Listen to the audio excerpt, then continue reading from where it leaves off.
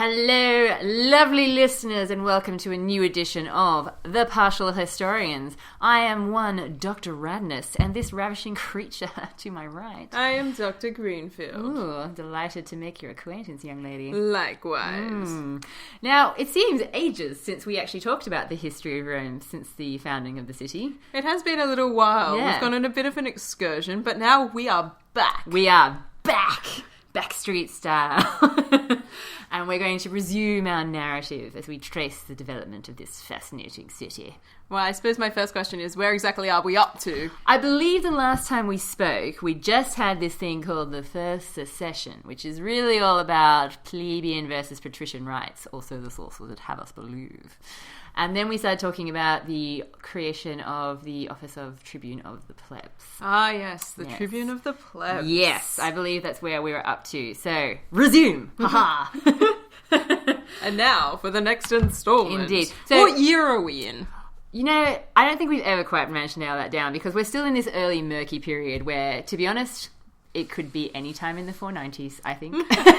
Yeah, because I think we're somewhere around about sort of 492, 491-ish. I'd pay that. Yeah. Yeah. I like to know where I am date-wise, Yeah, no, even when the dates are murky. I just go with the decade. I think we're in the 490s, and that's where I'm going with. Yeah. So basically, the whole First Secession thing, if we were to sum this up very quickly, just in case you didn't catch that last episode, basically where the plebeians, the lower classes of Rome, apparently got fed up with fighting in wars, constantly being away from their homes, their farms, not being able to tend to their land and their families, and then coming back and finding themselves impoverished, disadvantaged, not respected, and worse yet, I think maybe indebted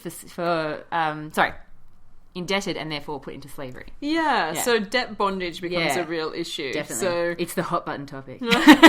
yeah, look, I mean, they are the 99%. Yeah. The plebeians find themselves in a situation where they're doing all of the grunt work of making Rome great, which is going out, fighting the wars, coming back home, being hungry, because they're also the people that should have been tilling the fields. Totally. And turns out they weren't able to do that because they were away. And then multitasking people, hello. And then finding that they have to take out loans to pay for either the farm or the equipment of war. And then finding that they can't pay either of those loans back for various reasons. And then finding themselves enslaved. Yeah, because that's what you could do. Someone couldn't pay the debt. You could be like, well, you're now my slave. So the rich get richer, the poor get poorer, and you have the struggle of the orders. Yeah, surprisingly it leads to some tension. Like, who would have seen that coming? Look, it's not like that happens today, where there's a struggle between the haves and have-nots. Thank God we've moved on. Literally mystified. Yeah. Anyway, so we saw the creation of, basically when the plebeians decide to secede from the state and say, that's it, we're not going to be part of this thing anymore, and take their little plebeian asses and plant them elsewhere. Plant them on sacred mount. Exactly, yeah. There's a lot of negotiations. This office of the Tribune of the Plebs is created, which at this very early stage seems to be more or less a person who is sacrosanct and can therefore stop someone from being enslaved for debt. Or for other reasons, I suppose, but really it's about the debt. The debt's pretty important at this point. So the Tribune of the Plebs, their body becomes sacred, and they're able to then intercede into actual physical conflict between various citizens. Yeah, they have that right of intercessio. And so, at this point, that's really all it's about, but it will become more significant as the plebeians continue their struggle to have more rights. All right, so that is our setup. That's our background. The plebeians have been brought back into the fold. They've got a Tribune of the Plebs to look after their needs. Check. And then what happens? Okay, well, according to Livy, I'm up to a year in which the consuls were Titus Greganius and Publius Minucius. Okay, and things at home are rather calm. There's no foreign wars apparently going on. Oh, how convenient. The rifts have been healed, and yet still there is a problem, which we alluded to. Famine. We're running a little short of food in Livy's account because, for exactly that reason, there's been so many wars, people haven't been really looking to the provisions side of things. Yeah, look, I mean, the secession has sort of made it difficult to be at home to till the fields. Yeah. Surprisingly, food doesn't just grow itself. Particularly in antiquity. Yeah. So there's widespread famine. The consuls are trying their best to avoid people dying from starvation, which is very good of them. They are trying to look out for the people. So they're trying to basically buy food from the surrounding areas who presumably have been looking after their fields. And I find it quite interesting, actually, because this, I think, kind of puts into perspective how small-scale Rome still is at this point of view. Because when you think, oh, they're looking for grain elsewhere, my mind, as someone who's mostly interested in like the empire, goes to places like Egypt, Greece, foreign countries.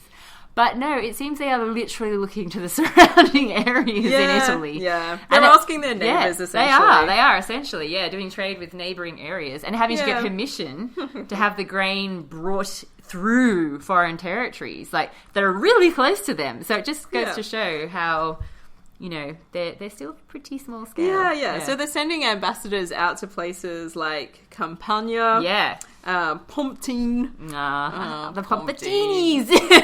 Sicily. They're heading out and about, and they're not going too far. No. They're like, guys, can we buy some grain? The same people who, like, a mere 5 years before, they were at war with. I know, this is what I find so funny. Like, well, glad that's all over. Now for some food. Let's ask those people we were just having a war with. Well, so Dionysius Halicarnassus has some interesting details about this kind of stuff, actually. Do tell. Well, let me just turn to the correct piece of information. Yes. So we have a whole set of conflicts that are going on while the first struggle of the Order of Succession is taking place. Absolutely, yeah. Mostly to do with the Volscians. Those Volscians. But they do come to a moment of peace with the Latin territories and the Latin cities. Yeah. And this is hugely significant, and it feeds nicely into their request for grain. Yeah. How convenient. Yes, this is true. It's not like they're actually at war right now. No. Yeah. But the wording of the treaty is really strong in the evidence that we have from Dionysius. And this is coming from, like, towards the end of Book 6. Right.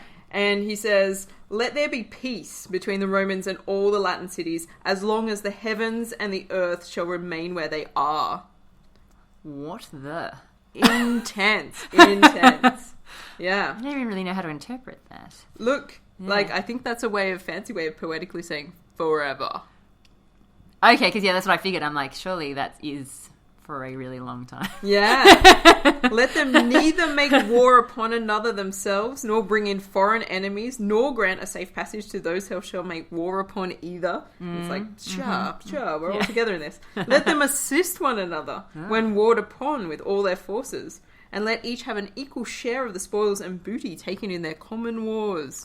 Okay. So I'm seeing how this is happening. Yeah. Okay. So the sense of them not only making a peace, but actually firming up an alliance of some kind, saying, look, the Latins and the Romans, we're all together in this. I feel a song coming on. Let there be peace on earth. Well, sure, for as long as heaven stays in the same spot and the earth stays in the same spot, sure, I'm down with that. But this is pretty intense in terms of the wording. And so various oaths are taken, sacrificial victims are offered. I hope you mean... Well, actually, I don't hope you mean animals, but that sounds like humans. They're not people. Okay, cool. Yeah. Excellent. So, thanks are given. And they also add an extra day to the Latin festival. Ooh. Nice. I like it. Okay, cool. So this is an important moment. That's more it feeds detail nicely than I have. into these sort of grain requests that start flowing out from Rome shortly afterwards. Definitely. Well, see, Livy mentions, obviously the search for grain. Unfortunately, there's a slight hiccup in my account because they had purchased a quantity of corn from Cumae. Okay. Mm-hmm. Unfortunately, though, the ships are detained by a tyrant, Aristodemus, who basically says that this is the property of the Tarquinii, and I am their heir, therefore I get to keep it. It's mine. Oh, mine. This is the trouble that the Romans end up in. The sense that they have to deal with tyrants. Yeah. There are some in Sicily. Tyrants, they're unpleasant. There's clearly one in Cumae. Yeah. They're hard to bring into the fold. Yeah. And there's Tarquinii. I thought they were going to be out of our lives. No. They're never out of our lives. Never. We're never going to be free. It's like an abusive relationship. I'm sorry. The thing that I most like about Aristodemus, though, yes. Is that he's called an affectionate name by the citizens, Malachus, the effeminate. Yes, this is the guy, isn't it? Yeah, this is the same guy who has my favourite, my favourite, what's it called? I've forgotten the word. What's the word for the word that comes after your name? Epithet, that's it. Oh, yes. Thank you. Well, I'm glad I helped there. That was going to bother me. Yeah. Okay, so that's basically what is going on in Livy's account, which obviously causes some considerable distress amongst the Roman population. And somewhat at odds with what you've just been talking about, the Volsci seem to decide that, hey, the Romans seem to be having a hard time of it. Let's attack. Well, now this is where things get really interesting from my perspective, because the narrative that Dionysius gives for this particular situation and the comparative account that comes up in Plutarch are very different. So, listeners, I've gone full Greek source material on this. Well, actually, we probably should flag why we're turning to Plutarch. There is a reason. Yes. Surprise, surprise. We have new source material. We've come into new source material. It's very exciting. I would have used Plutarch before, but he never said anything interesting before now. Well, actually, I think we have used Plutarch once before for when we did our special episode on Publica. Oh, yeah. But he comes up every so often. Yeah. He's writing quite late from our perspective for where we are in this history. Yeah, much so we're in the 490s, and he's writing in like the 1st century AD. Yeah. But aside from that, he writes a life of Coriolanus. Yes, he's going to become a significant figure in a moment. Yeah, and just you wait. This is the lead up. This is the Coriolanus. Yeah, this is his life story. We've just been laying the path for you. That's right. But Plutarch has this life of Coriolanus, which overlaps in certain parts of its narrative with some of the details coming up in Dionysius of Halicarnassus. Yes. Roman Antiquities, books 6 and 7. Yes. Precisely for this reason. It's background. Yes. Yeah. Now, what did I want to say? Oh, sorry, the difference of the narratives between Dionysius and Plutarch. Oh, yes. Thank you. Yes. So, the difference in the narratives. Yes. So, we have this sense that from the Volscian perspective, things haven't been going so well. And they've come up before in conflicts with Rome. Definitely. And actually, in order for this story to make sense, we need to backtrack a little bit. What? We're going back in time. We have to give a backstory for our backstory? I know. Well, this is where Dionysius doesn't overlap very well with Livy. Okay, fair enough, Yeah, so we have the Tribune of the Plebs and stuff like that, and it's all very exciting. Yeah. And then we have 492/1 BCE, where we have Spurius Cassius and Postumus Communus as consuls. Right. And that's very exciting. And they decide to launch an attack on the Volscians. Fair enough. And they attack a couple of cities. Longia, Pelusca. They do very well. It's all going quite good. Right. And then they decide to attack the mother city. Corioli. Oh, yes. I know where you're going now. Yes, Corioli. Yes. And they offer to... They start out by beginning a siege, essentially. Yes. Around the city. But then they realise, they hear word that the Volscians have gotten their allies involved. Yes. And actually... They're coming to their aid. Yeah, the Antiates are going to turn up. So the Romans decide to split their force. Some staying on the siege, some going to intercept the Antiates before they can get there and reinforce the Volscian city of Corioli. Yes. So... all sounding good so far. But the Romans have split their forces. Yes. So, always a bad move, guys. I don't know. I mean, if you're interested in history, just never do it. Yeah. That'd be my advice. Stick together, because that's what good waffles do. They stick together. It doesn't work very well when you split your forces. Are you Napoleon? No. Just don't do it. So anyway, the Romans... So, Spurius Cassius is in the city of Rome. Yeah. He's doing his job there as consul. Yeah. Postumus Communus is the one in charge of the forces that are at Corioli. So he's the one who makes the decision to split. Yeah. He leaves Titius Larsius, who you may remember, in charge of the forces sieging the city. Yes. And he takes the other forces himself to intercept the Antiates. Yeah. Anyway, so the siege stuff doesn't go so well. No. Obviously not. They don't have enough men. No.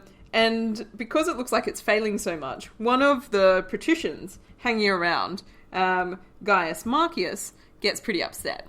Yeah. He decides to make a stand. He's like this one-man whirlwind. And is his name Martius, by any chance? Martius, yes. Yeah. Guys, Martius, yeah. Yes. And he is outraged that they should be losing, and nobody's fighting enough, and people are looking... Romans don't lose! He's like, I'm not having any of this. This is BS, man. Yeah, I'm calling BS on this. I'm going in. Yeah. Who's with me? Yeah. And 5 guys are like, yeah, sure. And everybody else is We're like... feeling suicidal. You're crazy. So he kind of goes it with just a small amount of forces. But this is the stuff that legends are made. Yeah, look, he strikes down as many as he can. Yeah. Everybody Everybody gets scared. The Volscians are like, oh, back behind the walls. Everybody was kung fu fighting. Yeah. Sorry. Well, the Volscians are like, they'd made a sally outside of the city walls, being like, the Romans are diminished, we can take them. Then realizing they can't. Think again. They're like, that guy's crazy. Get back inside the city. Well, it does sound a little bit like he actually loses his mind. It does sound a little bit like the fog of war. He doesn't he attack everyone, kill everyone, set fire to the particular part of the city, just go mental. Yeah. I particularly like, actually, I believe there is a detail that says that it was particularly... everyone was particularly, on the Roman side, cheered up by the fact that they could also hear women and children screaming. So they knew that everybody was dying. Yeah. They get very excited. Because he doesn't stop when he gets to the walls of the city. He's like, keep going. Yeah. I'm going in. Everyone's like, that's madness. This is why we have sieges. Yeah. So we don't do stop crazy at the stuff wall. like this. Yeah. Don't be like that. We can starve them from here. That's right. And he's like, no, I'm going in. Everyone's okay. And once he gets inside, he starts slaying everybody. Yeah. And eventually the city surrenders. Yeah. So, well, I think they actually don't the Volscians kind of see what he's done, as in see the fire, hear the cries, and think, oh, it's all over. Even though it was probably only a part of the city, so it's kind of like a decoy. I mean, not that he was planning it or anything. The thing is that his distinction in battle has inspired others. So the Romans get on board. Yeah. So it does look like once the city walls have been breached, it's not looking good. No. But he's not happy with that. For a man in berserker mode, as I think he might be, he's not satisfied with this, because the Romans come into Coriolanus and they're like, okay, cool, let's pillage and plunder and take the ladies. Did you just say pillage? I know, I just caught up in the moment. Pillage, yes, plunder. I like it. Take the ladies. Pillage and plunder. Yeah, no. I like it, yeah. I have my moments. I get excited. No, I like it. Thank you. So the Romans get inside the city and they're like, let's do what we do. Take booty. Yeah. Martius... Take. Yeah, Take that booty. Sorry, I'm on a roll today. I was going to say, this has been quality stuff in terms of the song choices. Martius is not satisfied with having just taken the city. Of course not. And he's like, there's another fight going on with more Roman soldiers down the road against those anti-arties. I need to get there. And he's like, who's with me? And probably the same 5 guys who've been with him all along. I guess we are again. Yeah. All right. So again, he takes a small force and he rushes down the road. Yeah. Reaches the consul and he's like, dude, I've just taken the city. And the consul's like, yes. And sweet. Yeah, because all the soldiers are quite worried when Martius first turns up. I can imagine, They're like, oh no, this is a disaster. Yeah. He's got bad news. And then they see the consul's reaction. He basically hugs him and is like, oh yes. And everyone's like, maybe we can do this. And then he proceeds to dominate in that battle as well. I particularly like the way that my version of things has translated it, where Martius goes up to the consul and says, I ask and demand of you then, post us opposite these men, so that we can make, essentially, so that we can take them down. Put me against the toughest ones that you're up against. That's right. I will take them. Yeah. And then proceeds to take them. Yeah, that's right. He's a man of his word. You have to admit it. Yeah. So... he has a crazy time. Yeah. Wounds everybody. Lots of people are lying around dead. Yep. And the Romans take the day. So that's very exciting. Very exciting indeed. I mean, we weren't expecting that at the beginning of this story. Well, no. The Romans win everywhere, and it seemed to be down to one guy. Yeah. And because of that, he apparently gets that special name, doesn't he? Well, he gets a lot of things, as it happens. Well, yes, that's true, yes. He's awarded the Corona Civica. The civic crown. The civic crown. Yeah. So this is made of oak leaves and is awarded to citizens who in battle demonstrate great valour. Yeah. or kill enemies hand to hand. Yes. Very exciting. He's done all of these things. I think he deserves that. I was going to say, I don't think that's like an overstatement. This is not the first time that he's received a Corona Kiwika. That's right. Wasn't he fighting in a previous battle and he like defended a general who was down? Yeah, so now this is where things get interesting and one has to turn to Plutarch. I thought that was interesting. Because, as I'm sure you recall, yes, the Battle of Lake Regillus is highly significant. Yes, and he takes part in that, doesn't he? He's there. Apparently, according to Plutarch, he's there. And he's one of the guys that is awarded Corona Kiwika after that battle as well. Yeah, so this is a guy who loves getting in the fight. Yeah, I think there's no denying he's quite the soldier. Quite. Don't know what he looks like. Not sure I want to meet him in a dark alleyway. No. He seems quite.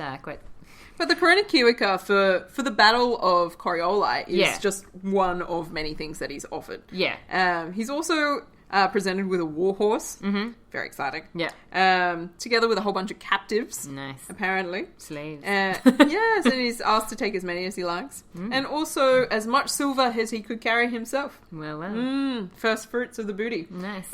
Which is slightly different from Plutarch. Plutarch claims that he's given a chance to take like 1/10 of the whole of the booty. Right. Which is massive. Yeah, I was going to say that sounds like more... Because, you can only carry so much silver yourself. Yeah. Like, that's booty, guys. Yeah. You can carry as much as you can. You've now got a war horse. You could carry more. You've got 10 captives. I suppose you could carry some as well. Anyway. I was going to say, does this include the horse? I don't know. It's just you. I don't know. But anyway.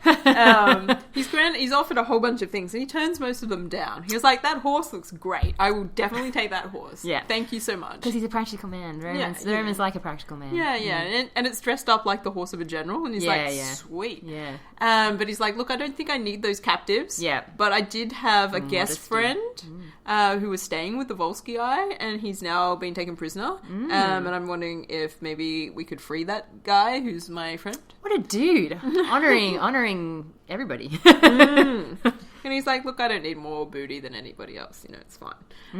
Everyone's like, oh my God. This is exactly the kind of shit that the Romans love. Yeah. That's the moment where everybody falls in love with him. Yeah. And it's at that point that the consul's like, look, well, let me give you something that you have to accept and nobody can take away from you. The crown. I'm going to give you a name. Oh, right. Okay.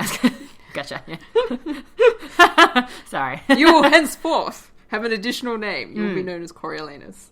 Now, this is interesting because obviously you may have suspected, dear listeners, that this almost sounds too good to be true. I feel like it might be too good to be true. This whole story. And Coriolanus, yes, he is indeed one of those figures where people are like, is he real? Is he a myth? What is he? And he's the Uberman. Yeah. And one of the things that I did come across in my reading is this whole idea of giving someone a name. Now, I didn't actually question it when I first read it because, again, I tend to focus on the Empire, where it's quite normal for people to be given names like this, like Germanicus, Britannicus, Africanus, that's all well and good.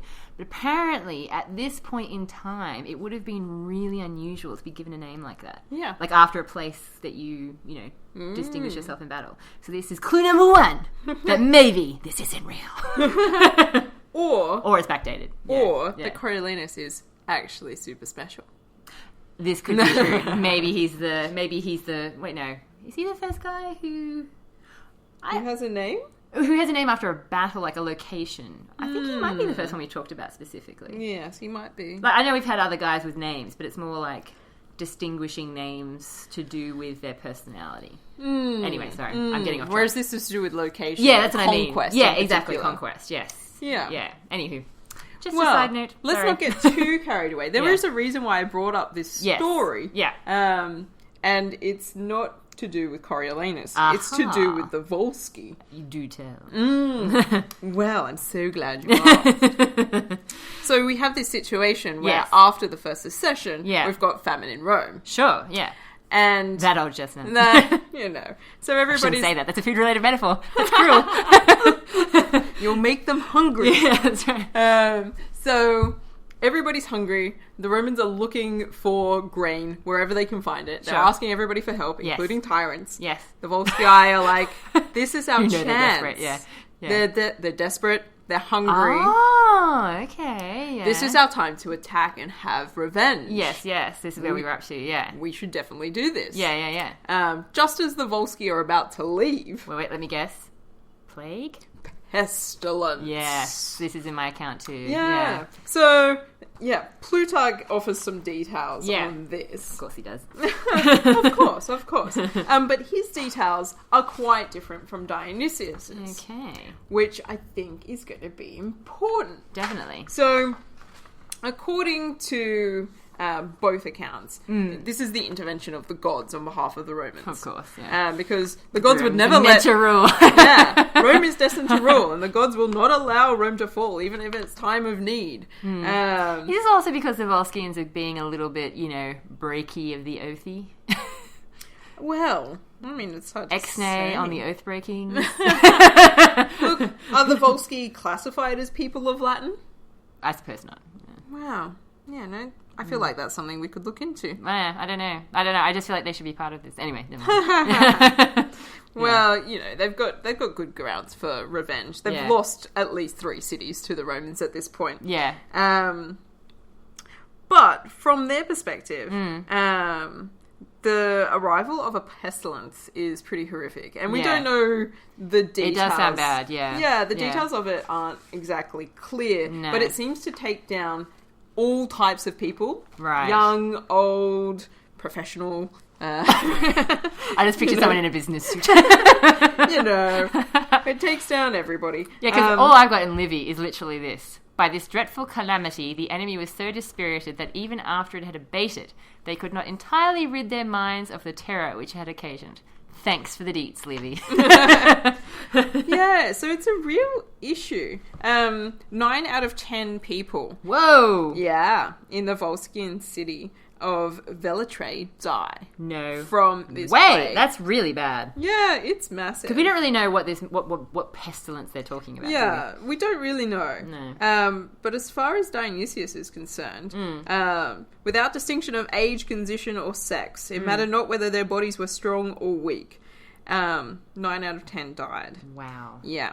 So this leaves Velitrae, the Volscian city, severely underpopulated and unable to launch any attack on Rome. I can understand that, yeah.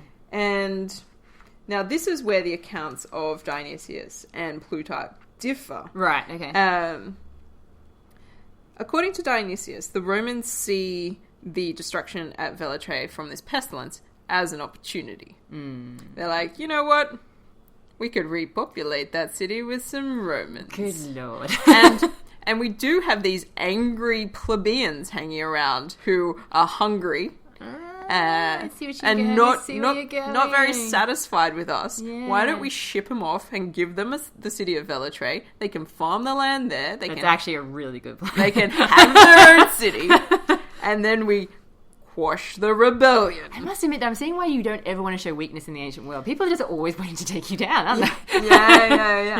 Yeah. So they're seeing this as like an advantageous moment in terms of dealing with their own famine issues. They're like, well, we'll just chuck the plebeians over there and they can farm themselves and you'll be fine. And now it's a Roman city. Yeah. So that is quite different to my account. Yeah.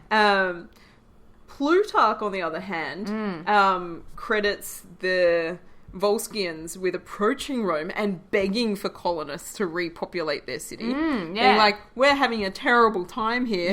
We need some people. I know we were just about to kill you, but could you please reconsider and just give us some of your... sex with us instead? We'd really like you to come and visit and maybe even stay. Velitrae's a lovely place. And now that the people have survived now that's not full of Volscians. Yeah. It's even better. Most of the Volscians are gone. So we really need your help.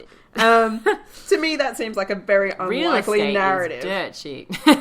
Look, I feel like the Volscians, of all of the things that are implausible, that seems the most implausible. I agree. I think the Romans deciding to take advantage of things seems much more likely. Yeah.